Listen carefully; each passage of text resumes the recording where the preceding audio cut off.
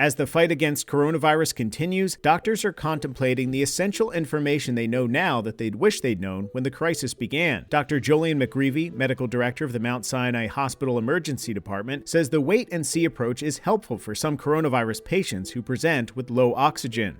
Meaning that we can sort of watch them, let their oxygen be a little lower than we normally would, not intubate them, and see how they do, and that's actually good for some.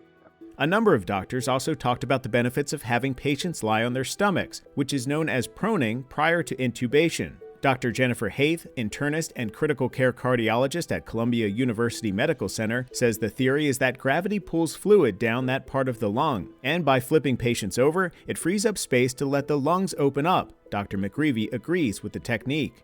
If you have someone who's actually fairly well, they're able to talk to you, follow your commands, but their oxygen is a little low, you tell them, please flip over on your stomach, and every 30 minutes we're going to change your position.